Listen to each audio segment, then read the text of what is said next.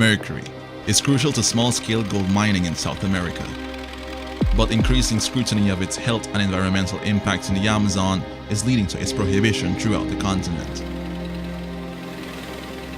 Unfortunately, mercury can affect the neurological system, the brain and nervous system. But if the trade in the quicksilver is banned, economies that rely on gold mining are at risk of collapse. We're doing all this hard work, and just due to the silver, we can put it. One of the last countries legally importing mercury is Guyana, making it the nexus for smuggling mercury into neighboring countries, where it's being outlawed. Well, for me, it's very good because it's the only job I have and look after my family like this. Since ratifying an international treaty in 2014 aimed at reducing mercury, known as the Minamatic Convention, the Guyanese government must phase out its use, putting miners who rely on mercury at odds with the government. They can't stop that, no matter what they do. They gotta build a fence in the motherfucking river. Our investigation delves into the underworld of mercury, following its path from Guyana to neighboring Suriname, exploring the health and environmental consequences and what the prohibition of mercury would mean for the livelihoods of miners and communities across the Amazon.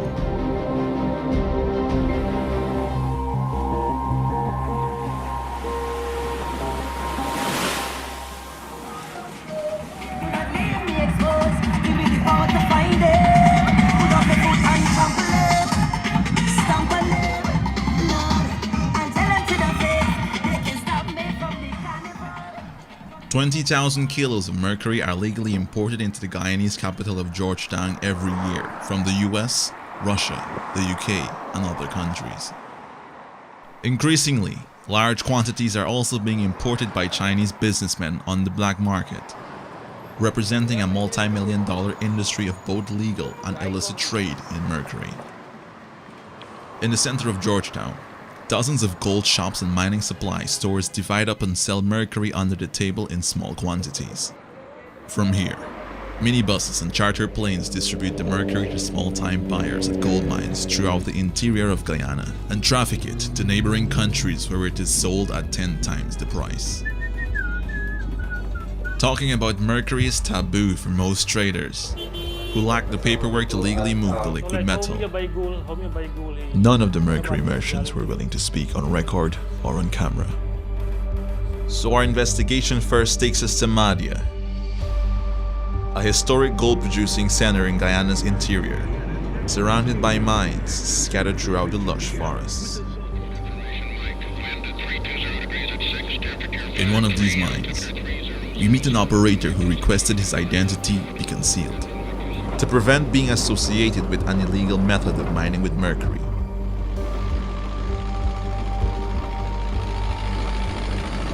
The ward now, come see this, put a charge on me. If I see them coming, I gotta hide it or something, because they don't want this here.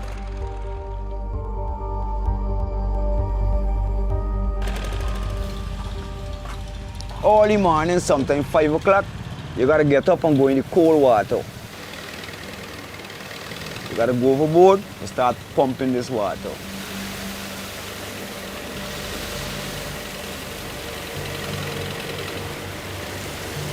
There's be whole days from 6 to 6 every day.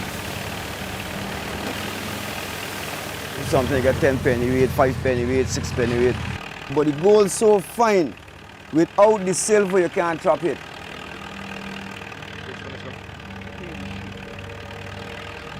Yeah, silver, mercury. Drop it on the sheet. Silver into the pan to trap gold to you right here. You see the silver still running. No, without the silver you can't catch no gold. This morning, but like 2 cark, 2 this cark here, but a youngster silver. Used for the sheet plus here. Cause the gold like powder, real fine.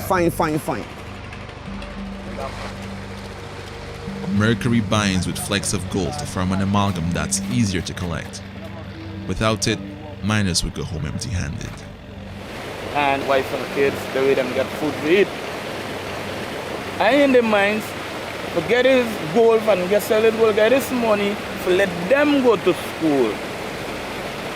Yes, it's very important.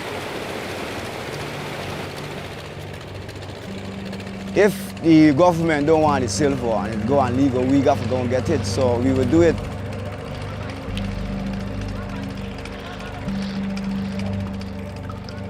If it go underground, the market get far more expensive.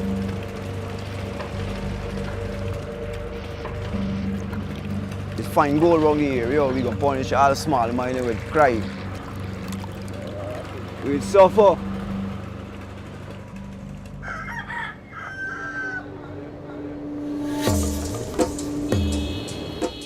The bustling commerce of Madhya embodies the free spirit of the Guyanese interior. Gold fever has a firm grip on the people here, demanding a constant stream of mercury. Miners, toiling for weeks on end, go to town to sell their gold and spend their money in bars, and on women, almost all of whom are fleeing the humanitarian crisis in Venezuela.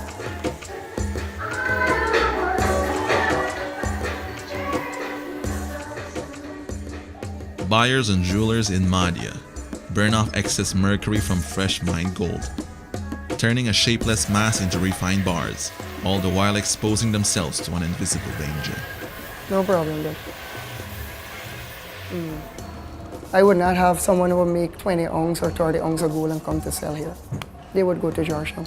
But someone coming with a 1, 2, 3, 4 penny weight, 10 penny weight, these are the people who support the business here.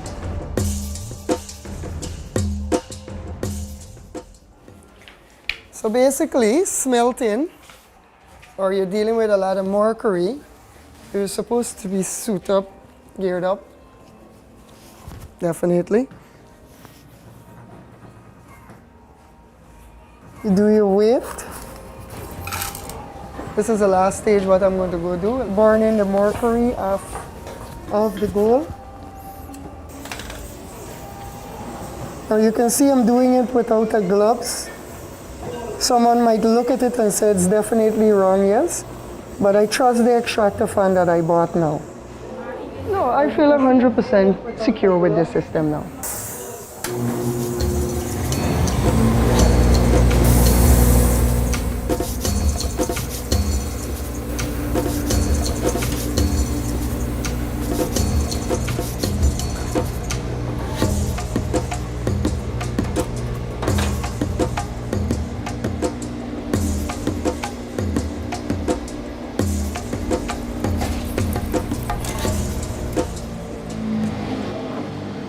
What I used to use before, it didn't have the power to do that.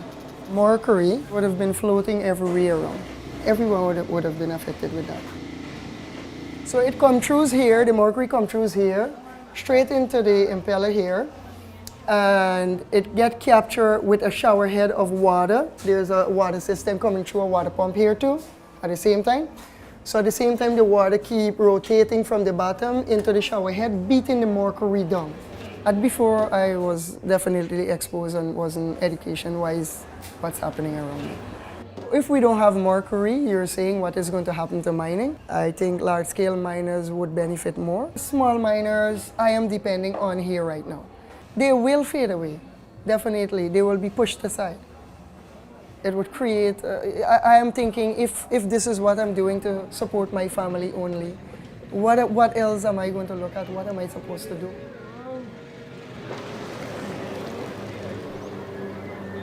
Gold mining has been the dominant economy in communities like Madhya for generations. But for many in the industry who have worked with the toxic quicksilver, the long-term health effects can be devastating. It's important to be treated and get the mercury out of your system than let it stay and build up and cause organ damage. We are going to see what's happening with your blood pressure. When I left home, it was 129. Okay. The patients that I've seen are miners, jewelers, persons who burn mercury along this chain legally and illegally. Unfortunately, mercury can affect the neurological system, the brain and nervous system. It can also affect the muscles, the liver, can cause some impotence. The kidney and urinary system. It can affect the genital system. There are persons who are employed by foreign companies, and their job description is just to handle the mercury, handle and burn the mercury. And they're coming with the highest levels of mercury. The test for the mercury is kind of costly in comparison to what persons earn in this country. So most persons didn't go at all. There are quite a few rumors, even in Georgetown and beyond Georgetown, about what the treatment, the mercury treatment entails, the side effects, etc. And that's another deterrent in terms of treating persons who have mercury contamination. Those rumors are incorrect. I've treated now over 400 persons. The side effects, the way that the protocols that I've set up are extremely minimal. I know patients who I've had for 10 years or so, jewelers, etc., whose mercury kept climbing, and they wouldn't go because they didn't even know where to go, and the cost of the passage and then the cost of the treatment, that seems to be a deterrent. And then sometime during the course of the morning, I just start feeling this, the burning start. Often the males and the minors, etc., take a long time to come unless something major is happening to them. Despite consensus among medical professionals about the health impacts of mercury, many minors prefer to turn a blind eye. To me, when I look at mercury, it's not so dangerous like the impression that they're giving people. They say you would be impotent, you would make children deform. My father's 84, presently now. They use like half bucket of mercury. My father makes 17 children with my mother. 17 children. I have 17 brothers and 16 with myself, 17. My mother and father still alive, strong. While challenges remain around health awareness in mining communities, mercury is too profitable to abandon. Trafficking the element into neighboring countries where it's being banned has become big business. Next, we're heading to Karivaton to meet with the quicksilver smugglers on the border of Guyana and Suriname.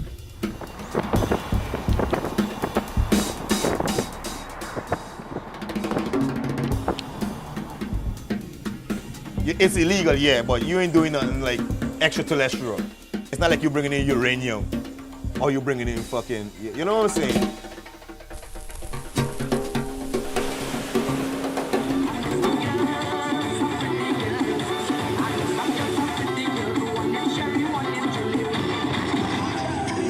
Beaches in Karivaton are popular weekend party spots during the day, but are also key trafficking points between Guyana and Suriname at night. It's an open beach, you know what I'm saying? Most fishery, but you can't tell what Guyana at night time. We don't be out there, you know what I'm saying? But one thing do wash up for the shore. Mercury is often trafficked with gold and drugs over the same networks by the same smugglers. This blend of illicit economies creates opportunity to multiply profits for anyone willing to take the risk.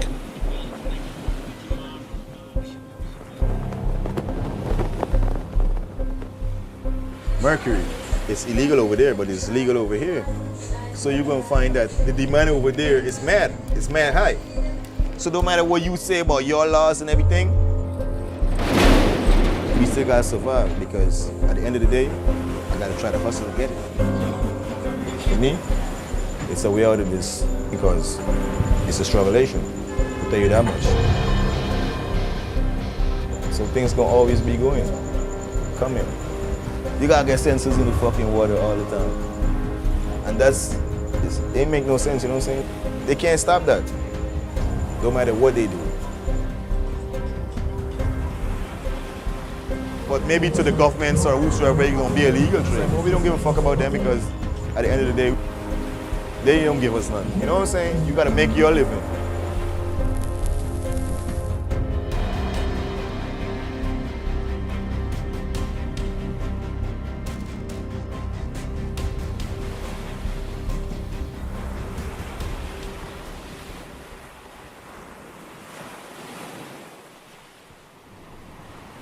At dawn, a boat smuggler agrees to take us across a backtrack, a series of informal river crossings from Guyana to Suriname, facilitating contraband across country borders and greasing the wheels of the local economy.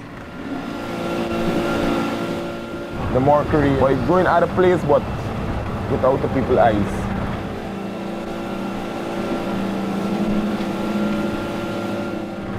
Now we're there, this is the channel for the river. And over there, you reach Suriname, Guyana.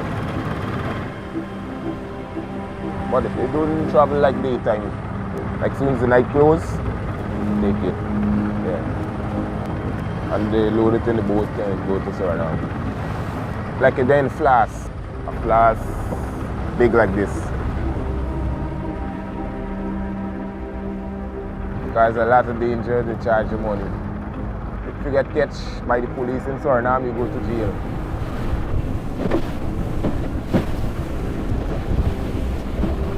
The guy who purchased it, he's on the other side waiting. And we drop off, he collect it.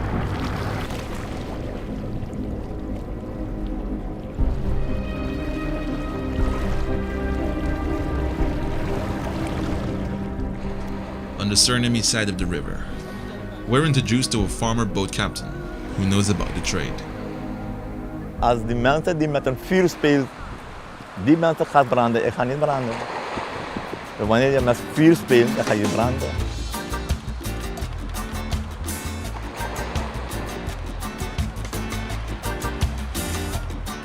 Ik ben hier oudste van het werk. 40 jaar lang ben ik bezig met de werk van hier. Vanaf kleins af ging ik voetballen. En in de tijd was meneer Pele in bloei. Ik ging goed voetballen en de mensen hebben me een bijnaam gegeven voor Pompey. Wordt ook gesmokkeld hier, of niet? Ja, s'avonds. Wij werken niet s'avonds. Wij werken alleen maar overdag. 7 tot 6 uur. Maar wat er nadien gebeurt, daar ben ik helemaal niet verantwoordelijk van die stukje daar. De dingen die er s'avonds gebeuren, is dat precies hier? Nee, hier mag het niet toch. Hier is die post. Hier gaat niets gebeuren. Daarom zeg ik, de grens is heel groot open. Van Kabalebo tot Marowijnen. Dus wat er buiten de grens gebeurt, wie gaat weten wat er gebeurt. Maar het gebeuren dingen.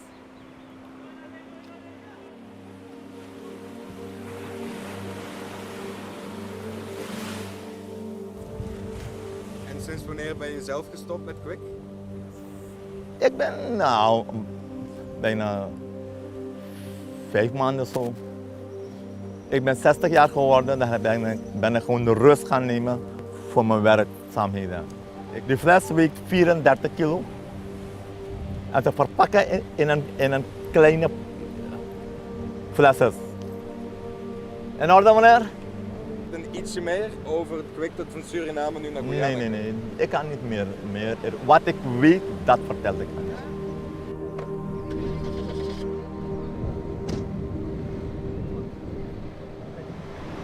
Mercury filters into Suriname through the backtrack and hidden in vehicles on the customs-controlled ferry crossing, where it passes unseen through border checkpoints. Our investigation now takes us to Brunswijk, in the heart of Suriname. While the former Dutch colony hasn't legally imported mercury since 2004, gold mining remains the engine of the Surinamese economy. More than half of the gold is extracted using mercury bought and sold on the black market.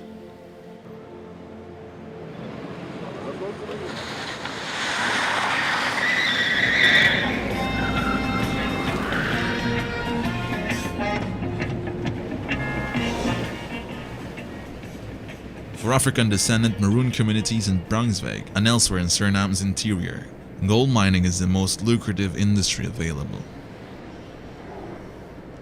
But their community-based mining operations are being criminalized due to their reliance on mercury.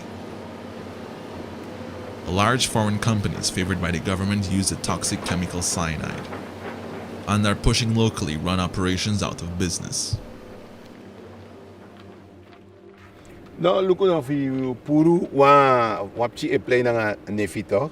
Voor puro aan nefinapchi, anu dai mus gen wat tiki. Dus like 5 euro even een model de, tak brada, look on a quick, oliba quick, look on a systeem ja. Want de mai taki, maar nooit de man ne kon sorry.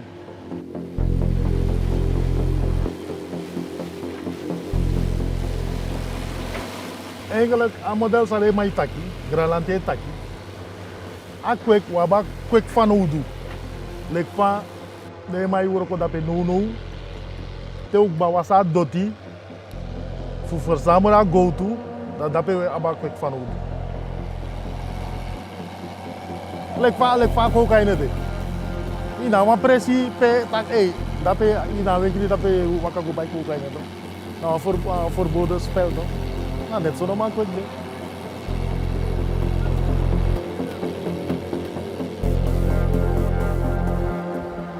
Mas não será quick, e não sabe suma.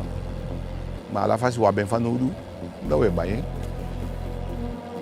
Em feita, na requeremos se atenção, mandang. De grenzen zijn wijd open. Dan ala mai do samen, vamos doen. Voor de overheid komt gewoon training dat je doet. Heren, om aan serve work op doen. Hoe doe je zo? Dan work zonder quick. Dat milieu in het vervuild worden. Dus dan, als je het ik zoek een alternatief, tjako sorbi, dat disi, dan gaat dis komen zorgen. Dat we tegen Abraham dat we liever quick.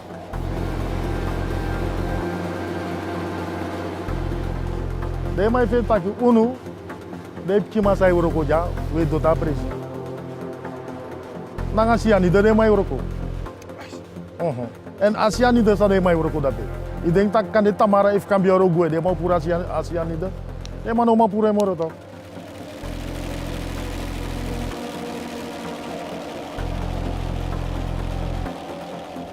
Sameshi, aku ek sawe uroko ja. Ano gevaarlijk mogelijk als je niet aan de biggie bedrijf in Europa.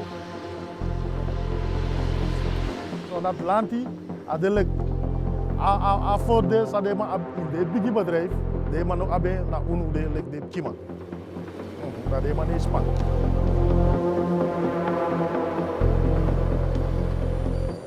Suriname is the world's most densely forested country. More than 90% of its territory is covered by jungle. But once mercury is burned in the mines or by smelters, it's carried hundreds of kilometers by trade winds, deposited by rainfall, eventually contaminating pristine ecosystems. Even when you stop mercury tomorrow, it's still there.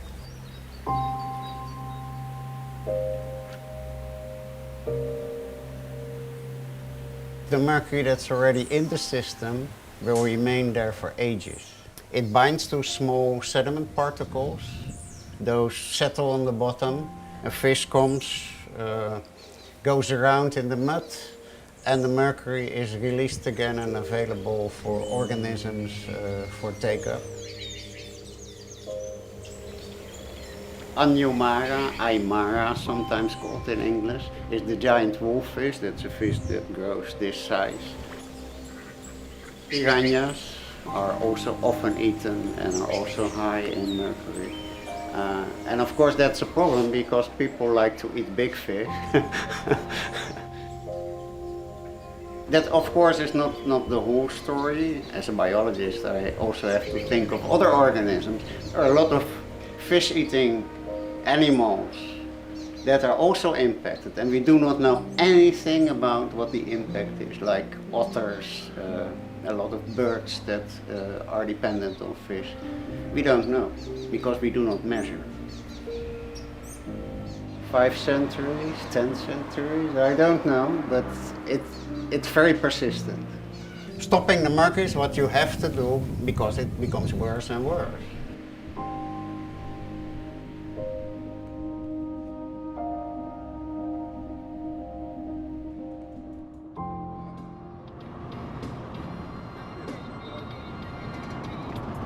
In the Surinamese capital of Paramaribo, Professor Dennis Whip has been collecting air samples, displaying extreme levels of mercury contamination in the heart of the city's booming gold district of Belane. Once considered a problem in far-off mines, this new research suggests a major public health threat to urban populations. We have a big problem because of the high mercury concentration in the air.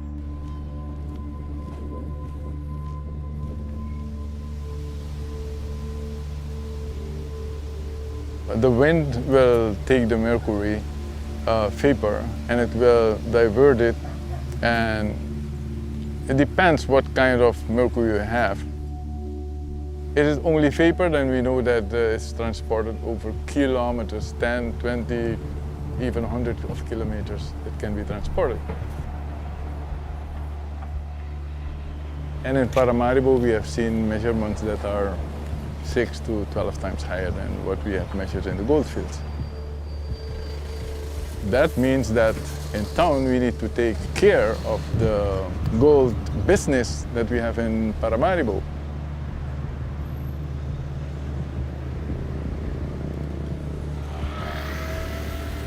They purify the gold by a higher temperature than they do it in the field.